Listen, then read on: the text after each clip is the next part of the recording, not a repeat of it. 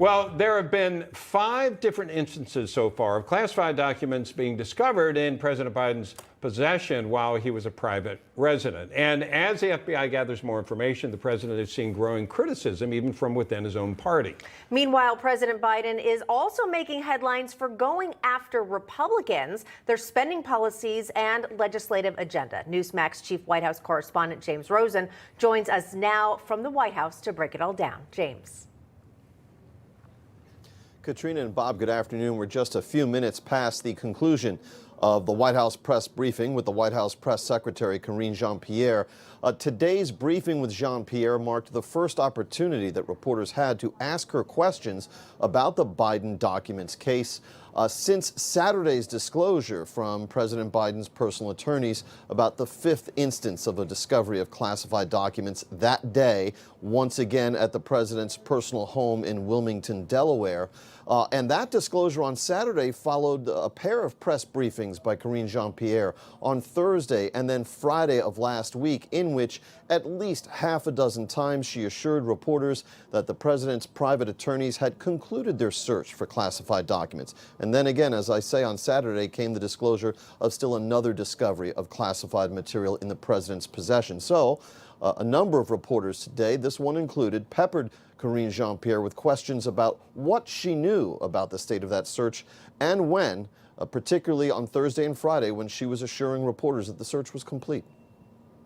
So did you not know on Friday that those documents had been found when you were at the podium, or are you being directed by someone to not be forthcoming on this issue? I have been forthcoming from this podium. What I said yes to was what the statement at the time that we all had.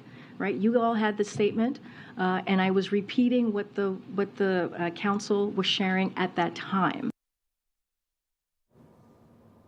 So in essence, the defense from Karine Jean-Pierre for the at least half a dozen instances when she told the news media something that turned out to be false, that the search for classified materials had already been completed when in fact it had not been. Her defense in essence boiling down to, I was telling you what I was told by the White House counsel's office. Well, that prompted more follow-up questions from reporters in today's briefing. One asking, do you feel disturbed by that process? Do you feel let down by the process such that it gave you inaccurate information? And do you have any concerns, Jean-Pierre was asked further, whether this will impair your own credibility at that podium? Again, the press secretary declined to play ball with those questions. At the very end, I raised the question from the back of the room as the briefing was winding down. Karine, 6 times you told us something that turned out to be false. Are you sorry about that? And Karine Jean-Pierre just kind of smiled and said, I'll see you tomorrow, come see me. And I told her I would. We'll see how that goes. Well done. Can't wait to see how that turns out. Very nice. You may not be the first one she calls on, but that's what everybody else is thinking, James. Absolutely. We were talking about it last hour. It's almost like she's not in the conversation. She's being told what to say, but there are things going on, and she's supposed to represent this administration. So that's a problem. James, thank you. Thank you. All right, joining us right now to continue the conversation, managing partner at Habba, Madeo and Associates, and of course that's Alina Habba, and former CIA operative Mike Baker. Mike, I'll start with you. As you have seen this unfold, and knowing all we know now, what more do you want to see?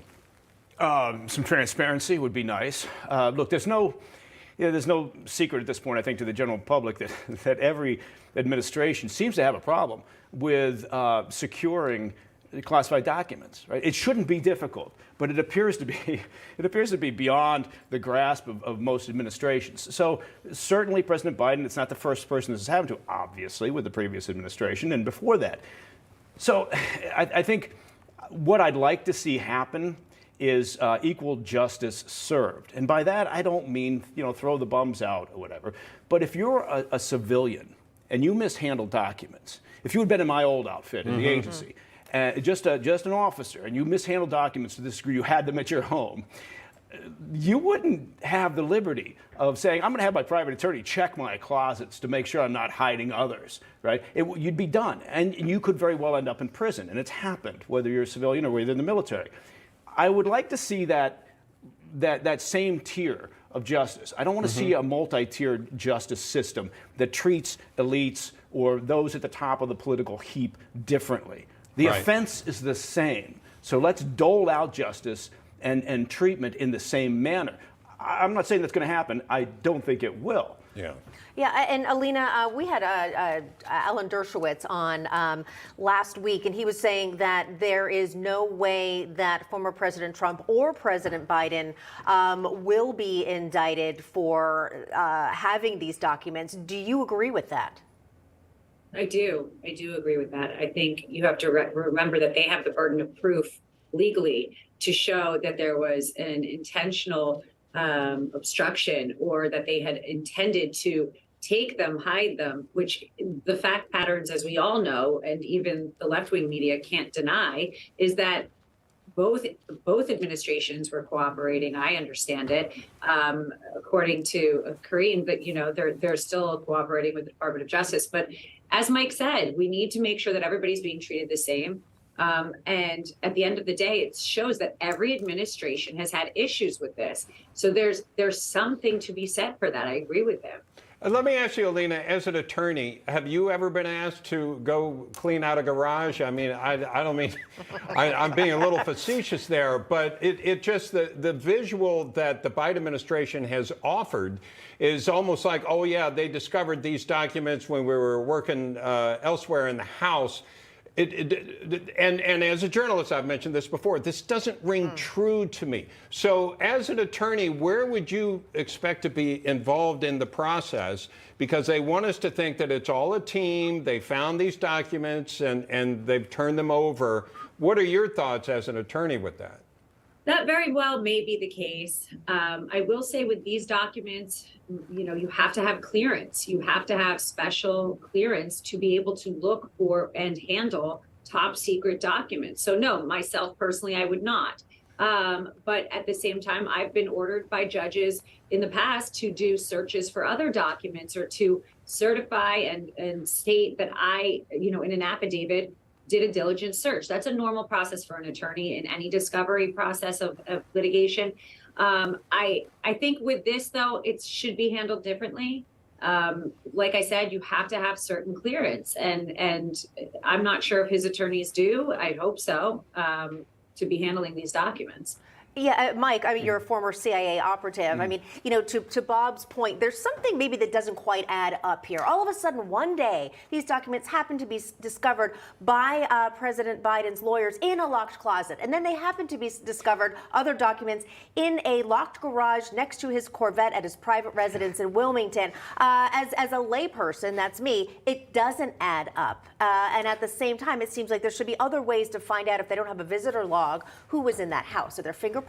Right. Well, no, I don't. They're not going to be dusting for fingerprints anytime soon. But look, I will say, having spent a long time over my adult life dealing with classification, classified documents, the process is well defined. Right. It's not a mystery. It's not tough. Then how do they get forgotten? Right. Well, I mean, assuming that story's true. Right. There's a chaos within administrations, right, in terms of the transition process. And it always seems that that's what happens. Documents they get moved, they get copied, they get placed in another file, they get swept up in boxes. Next thing you know, they're sitting next to your car. And so, look, I can sympathize to some degree with the fact, because this does happen every time. But the problem, I guess what I'm saying is it's not a difficult process. It shouldn't be as dysfunctional as this.